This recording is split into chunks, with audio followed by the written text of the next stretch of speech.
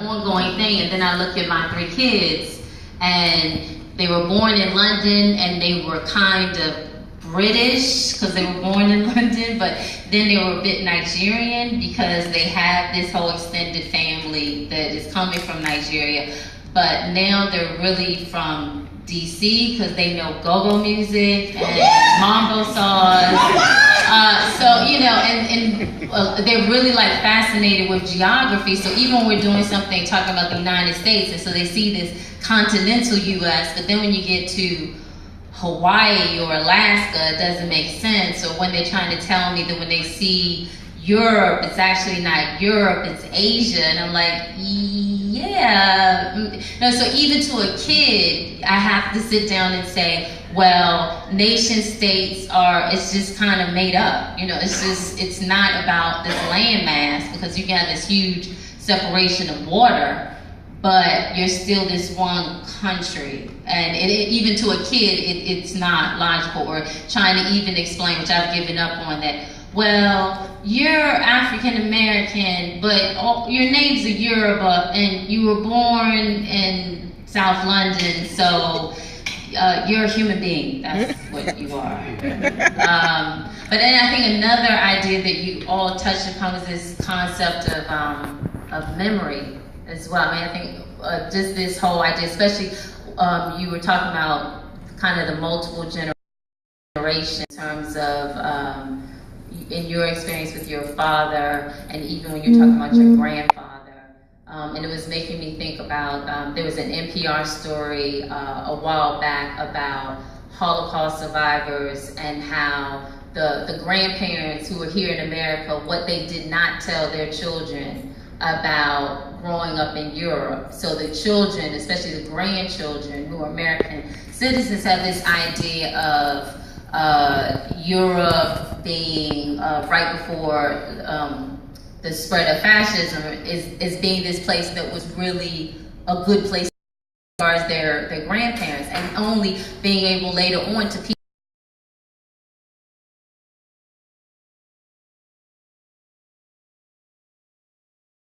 piece together to the idea of memory and what you hold on to and what you need to let go just for survival purposes. So, and just again, in terms of, especially in all of your work, both in terms of curating as well as in terms of filmmaking, where does this whole idea of memory come in? Anybody can jump in. Well, for me, I mean, memory is everything. It is what keeps me Ghanaian, even though I haven't lived in Ghana consistently for the last 12 years. You know, it's also in name. It's in, you know, it's ingrained. It's in our DNA. But it's very interesting that you say that. I was just in Rwanda a few days ago, and I visited their genocide museum, which my father worked on for close to 10 years in the tribunal and in the reconciliation. And it's very interesting when you go through trauma, kind of what you hold on to, what you let go of. And I think this is something that we're, you know, as African people anywhere, and I'll say any displaced people globally, you know, we're always trying to figure out what we hold on to and what we don't hold on to. And, you know, going to Brazil, for instance, to shoot a piece of my short film, it was very interesting to see the parts of Africa that they chose to hold on to, you know, and in the Americas as well, you know, to see, you know, what African Americans have held on to and what they've let go, and on the continent as well, because there was trauma there as well, and so kind of, you know, what we've let go of as well. So you kind of see it all, and that memory, one way or the other, lives through you, whether you're cognizant of it or not. It is always going to bring you back. For me, I've tried to figure out a positive way in which I can use this to influence my work, and it is you know figuring out these pieces, and for people who have been that fragmented, there are pieces of me everywhere. And so when I'm in Brooklyn, I see faces and I see mannerisms that are straight up across city, you know, and when I'm in Brazil as well, I see that. So, you know, for me, it's about the more we're able to communicate, the more we start to find internally, we have these collective memory that has been fragmented and is shattered. And when I hear you say something, or when I hear that drum pattern, I'm reminded of that part of me that I may have forgotten, and it brings it back to me. And so I think that level of communication is critical for all of us, displaced people, dispersed people, wherever we may be, to commune with one another on different hemispheres and start to say, what do you remember? What do I remember? And how can we actively share what we remember through all this trauma? Right, definitely. Man, I think you put that so well, and I completely agree. And just the only thing I could add personally too is just much of our memory is kind of what we've gone through in life, and for me, a lot of my memories and kind of like much of what defined me tends to be in what I've experienced myself, and also kind of what others have instilled in me. And like I said, I think, in our household, the most influential person was my mom and my grandpa. And my grandfather was very patriotic when it comes to Ethiopia and really Africa as a whole, because Ethiopia has never been colonized. Right. And so, and I remember even when we were young, like I said, when you're in school and in Texas, and I was raised in a very kind of like in a white community. I went to a high school called White High School, so you can't get me. And so, not only was I one of the few black person, but I was the only Ethiopian in the school, and so every time you say Ethiopia, they're thinking of feed the children. And so I remember coming home just like, I don't want to tell people that I'm Ethiopian, and my grandfather would sit me down and just tell me the stories of how they fought off the Italians and so on. And so a lot of my and it kind of instilled a lot of pride in who I was, and a lot of it comes from I just didn't know who I was, and then also going back to Ethiopia, and like I said, just seeing the perspective that people had for the most part, and the values, and honestly, more than anything, what really blew my mind was the love and respect people have for one another in Ethiopia was something that I've never seen. You've got Muslims and Christians that live side by side in just complete harmony, and it was incredible. And so, and now, because of that, I think when I meet people, they don't even have to be from Africa. Just any person that have gone through any sort of migration, you could relate to. So. I appreciate what you said about your grandfather, and I had a very, very close relationship with my grandfather as well. I lived with him for a long time, and I think that the beautiful thing about art is he, and as far as collective memory goes, he had a really difficult time because he was a very emotional person, and he liked to look strong, and so he didn't like to talk about Palestine. He didn't like to talk about what happened to him, the ethnic cleansing, all of that, and he was 18 when he went through it. But he would sing these songs all the time.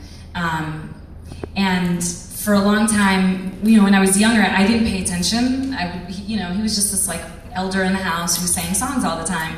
And then at some point, I think it was my aunt who asked him, she was like, what is this thing that you're saying? And he's like, oh, that is the name of a well outside of Imizinat, which is his village in Palestine. And she was like, well, who's this woman that you're singing about? And it turns out that this is his girlfriend who he used to meet at the well when he was 18 and she was 17. And I said, well, what happened to her? And he said, I don't know. After the ethnic cleansing, I never saw her again. And so I feel like one of the weapons that people who've endured that type of oppression have is collective memory, and that collective memory is always somehow at the end of a gun barrel. But I don't think you can destroy memory. But it is what makes people very dangerous, what makes us very dangerous to power or to the establishment or whatever. And our ability to translate that collective those collective memories and to tell stories in creative ways in order to keep that history alive is incredibly powerful. And I even remember being a child and coming to the United States when my mom realized we were going to settle here for good, because we were living in the city of Philadelphia and because she comes from a social justice activism background. It was very important for her that my brother and I had an education on the racial politics of the United States outside of whatever was being taught in school. And her tools were books, films, all kinds of things about Black America that she kind of wanted me to connect with that in a way that she knew I wouldn't have access to in schools. And so to me, that's part of collective memory as well. That kind of, any time that a people can encapsulate their history and tell it through art, that all gets passed down from generation to generation. I mean, one of the biggest things she used was roots for me, and that was a huge part of my education. And so you can imagine what she used very creatively to teach me about Palestine as well. And I didn't even see Palestine until 2009. So I was much older when I had the experience of my own homeland for the first time. But it was collective memory that I took with me. And just so the audience knows, I am going to open up the floor, the questions for the audience, but I just wanted to at least get one more question in before we open up the dialogue.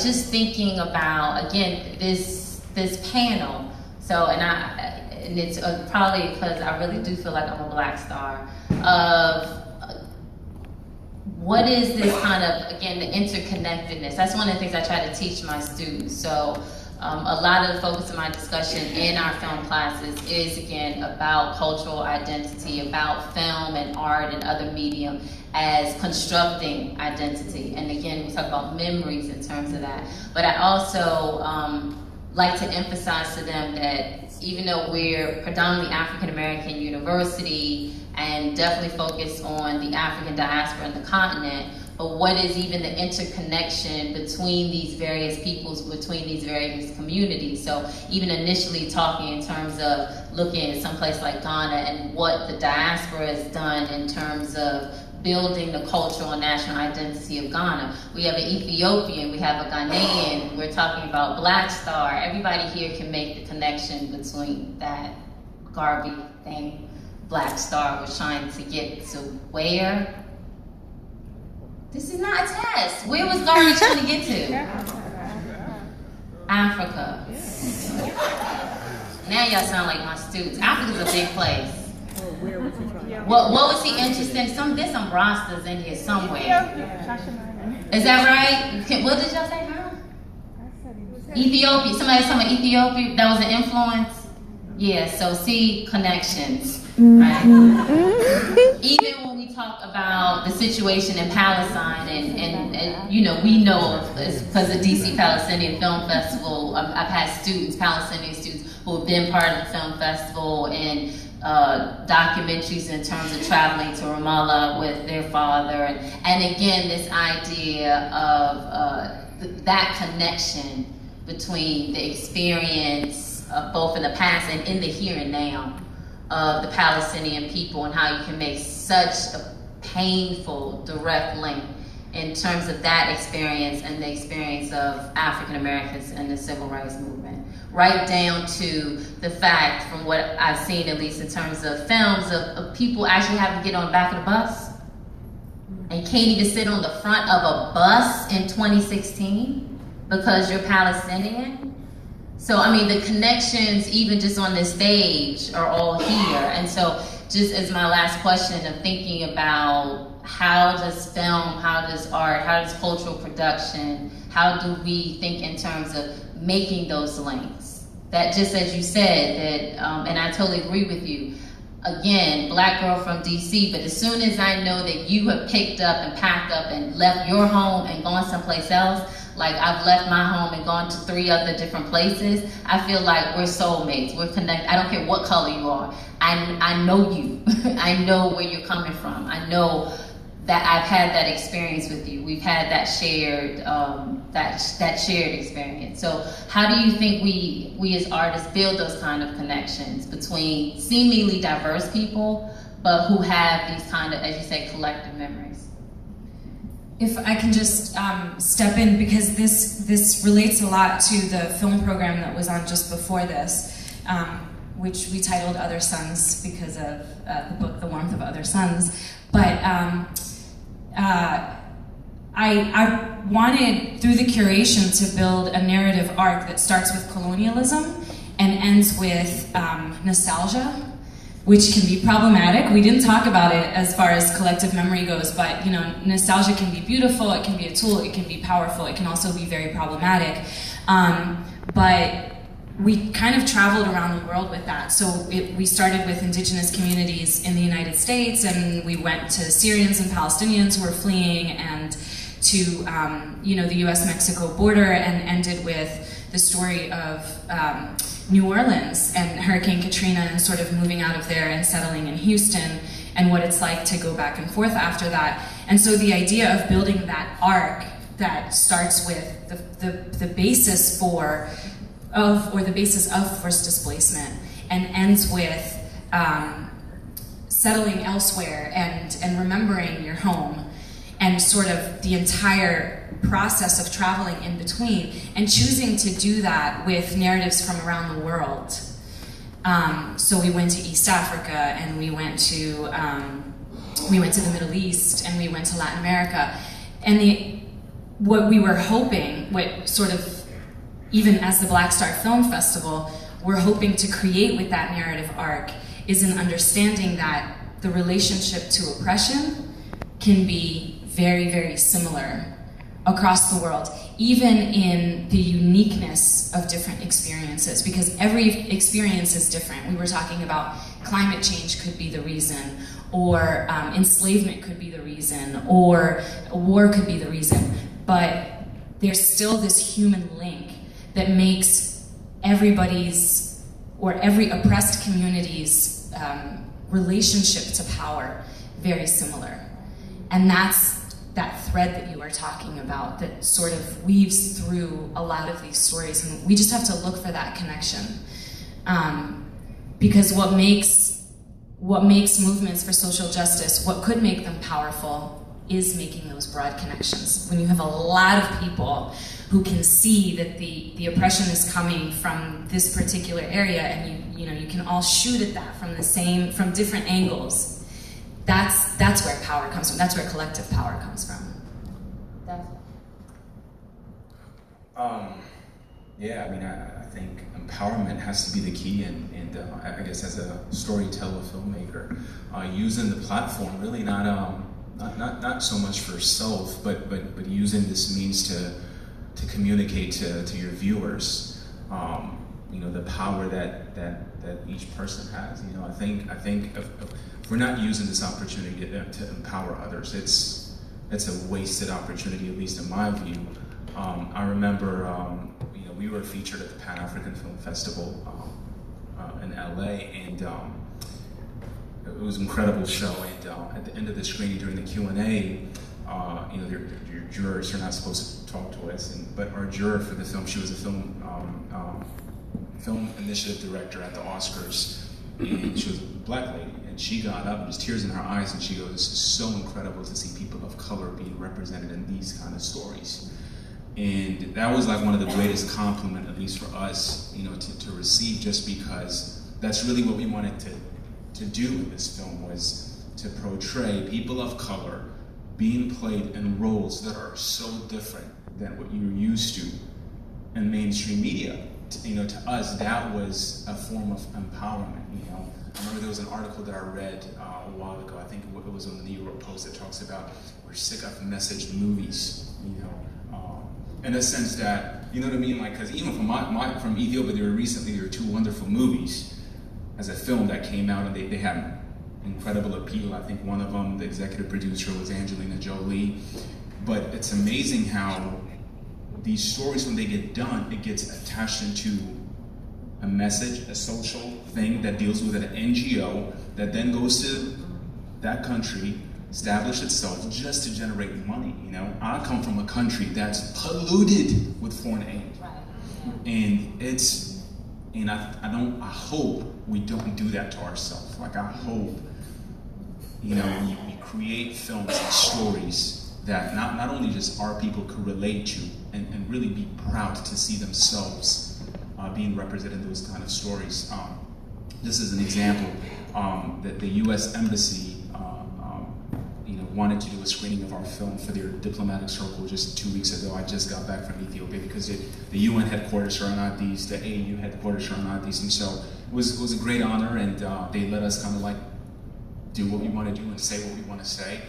And there was a panel kind of like this, and so there was a bunch of filmmakers and stuff, and I was just blown away by how much, you know, like the filmmakers wanted the U.S. Embassy and the British Council heads to just give them money so that they can make films. And of course, I don't want to say anything until afterwards, just to let them know, like, any minute you get money from, I don't care who it is, they're going to define your work, and you're going to be portraying your own people in the way they want you to portray, you know?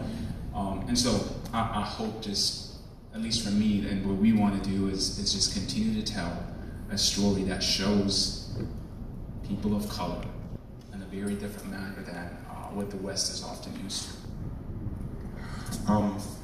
I mean, for me, I really believe that cinema is an amazing tool. I'll give you an example. I mean, my introduction to cinema was through the evangelical, crusades that they were doing in Ghana. And I remember they'll come out and they'll set up in the football field and they'll project the Jesus movie. And I mean, this is how we as a community, this was like our entertainment. Like, we would gather, we'll take our mats, mosquitoes would be out, we won't care. And I mean, it was beautiful, but I look back now and I realize that when I close my eyes and think of Jesus, no lie, I don't even think about the Michelangelo version. I think about that CD-rated actor. It's a fact. Who was playing Jesus? Right now, this guy's stuck in my head. Now, no matter how much work I do as an individual to deconstruct and take this out of my brain, it is embedded and it will forever be embedded. And this is the level in which cinema affects us as people, right? But I also look at it and I say to myself that, you know, as African people, we've been communicating for a long time, and we continue to do that. We've done it through the drum. You know, there's nowhere you go that there are black people that the drum isn't essential for the way we communicate. Whether it's through the hip hop beats that they're doing now, the dance hall, the Afro beats, whatever, and it will keep going. Now, what's significant to understand is that if this form of communication has reverberated and has connected us, imagine what cinema can do. Now, we're not just talking about the sonics of the drum now. We start talking about what the drum looks like, the image of the drum. Now, we can go further from the image of the drum and we can start talking about the narrative of the drum. And I feel like those are the levels in which we have not permeated yet as oppressed people to understand, and for several reasons. I mean, it is a fairly new medium, and it was very expensive, and we were historically excluded from it for a number of reasons, but the major reason being that it is in fact a very powerful tool. And so my thing has been, how can we circumvent that? And we start to see that with the advent of new media, for instance, you know, African people, oppressed people, no matter where you find us, we're beginning to curate ourselves, images of ourselves. So wherever you show up at, you'll see African people sharing beautiful images of themselves to one another. Now, we've never had the privilege of doing this ever before. And I dare to say that Instagram has done more for the sharing of beautiful images of people of color globally than cinema has in its entire existence, right? And whoever want to take me to court, I'm down. So I mean, it is important that we understand the power of the medium, and for me, as someone who has had the privilege of performing in the sonic arts for years, I've found how powerful it is when you merge it with the visual, and how powerful it is to change image and ideas and understanding. I'm going to make this last point, being that I was in Ghana for the premiere of Idris Elba's new film that came out, Beast of No Nation. And it was amazing, it was huge, it was Hollywood in Ghana. And I remember sitting for a while, waiting for the film to start. And while we sat, they run about 10 previews of films. And I could not believe that for that while that we sat, we witnessed every niche of white existence displayed beautifully in cinema. On every level, every niche, every kind, every version, every style, every orientation, every preference, just displayed in about 10 different previews. After sitting through all that beauty, we were subjected to close to 2 hours of the most barbaric, destructive imaging of black people and the bodies of black people that I've seen in a while. Now, the difference being, and I'm not attacking the film specifically, I'm just saying that if we're going to sit through 10 versions of an existence of a people, and all we get is this version of us, then we really have to start asking ourselves, as people who consume cinema consistently, what have we been consuming and why? And so, those are the questions I ask myself, and that's the responsibility I take very seriously into the craft of filmmaking. And the hopes are that, you know, we get less caught in this cycle of who's famous and who's not, and start discussing what are the stories that haven't been told. Like my brother's saying, how can we fund them, and how can we look at it from a diaspora perspective? Thank you.